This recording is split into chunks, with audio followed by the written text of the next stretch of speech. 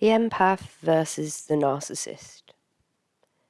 This dynamic is one of a mirror, reflecting the same wound. Beneath the reflection, on both sides, lies an imbalance, a distortion of boundaries. The narcissist doesn't know balance or boundaries, and neither does the empath.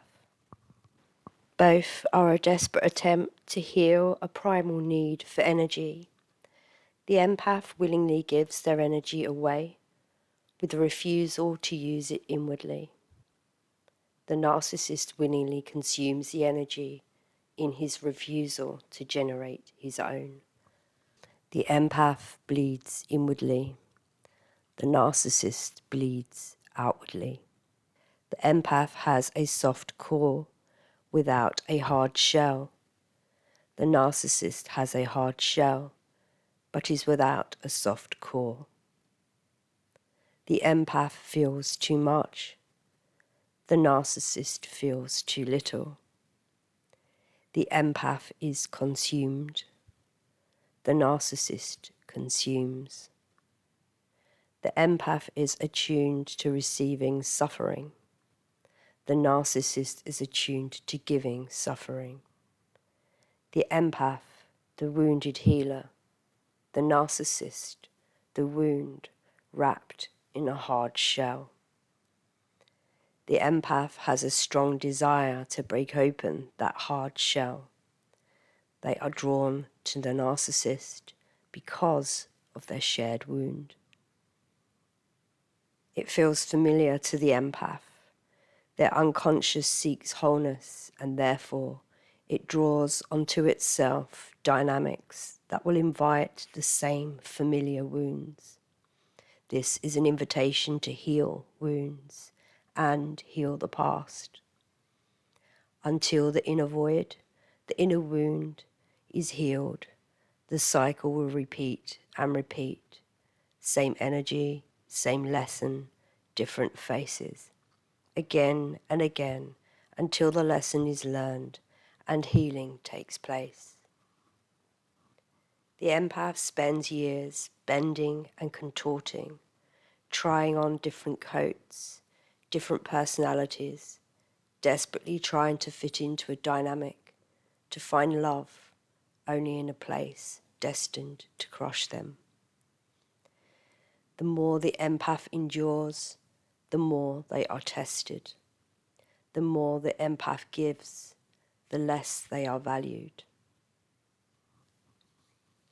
You cannot bleed enough to change someone who won't bandage their own wounds.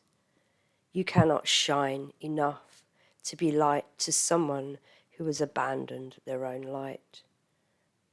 Throughout this dynamic, the empath always holds the power. The empath's energy, the empath's attention to the narcissist and their game fuels their own misery. The empath desperately tries to keep a relationship alive that is designed to destroy them. Until the empath drops the fight, releases their grip, the battle will continue. But soon there will be an internal collapse, a breakdown. This is when the soul takes over.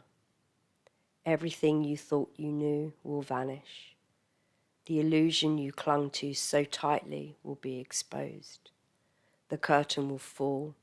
The stage will crumble. What remains is the pure desire to rediscover yourself. When too much is given outwardly, the inner world collapses. When you have nowhere else to go or nowhere to turn to but inwardly and into yourself. When there is no one to affirm your worth or justify your feelings, you are left with finally listening to yourself, affirming your own worth, your own feelings. The deck of cards will inevitably fall. Your resistance to what is holds you in misery. The empath's soul is searching for wholeness, The narcissist is the catalyst for that transformation. The narcissist is a teacher in a painful classroom. They teach the empath where their boundaries were never drawn, how their light has been dimmed, and their value had been dependent on others' opinions. The human aspect of you, your central nervous system, may fight and resist the truth of a crumbling, miserable life you have tried so hard to keep. It is okay to drop it. I know you were designed to endure pain and suffering to the highest degree. You have proven you can fight. Now, prove that you don't need to fight. This is an exciting stage for your soul's journey. It is the journey back to the true you. It is an emerging back and a blending to your limitless primal energy that has always been there. The work turns inward, the journey back to the true self. The purity and the unconditional love that you are as you came here as a newborn, before the world imposed a false self upon you for survival. What was once lost deep in your psyche will resurface when it is safe to do so. And when it does, it is like learning to walk again, but this time without someone trying to trip you up. You think it's going to be hard, but for the first time, you can take a step without your efforts being dismantled. The true measure of healing from codependency is your ability to find a way out, to learn to stand on your own 2 feet. You think the narcissist has been supporting your efforts to stand, but this has been an illusion. You was doing it yourself and also for others, all along carrying their emotional baggage, and it has made walking difficult. Carrying the unpredictability of the narcissist emotional states has been a heavy load to carry. When you finally decide to drop that load, everything flows with ease. Life is calm and easy. As the years pass without the narcissist, you come to realize you were never in the relationship to heal them. You were in it to heal yourself. Up until now, you may never have lived life fully on your own terms. But when you begin to honor yourself, everything changes. Life brings us partners who mirror the way we treat ourselves internally.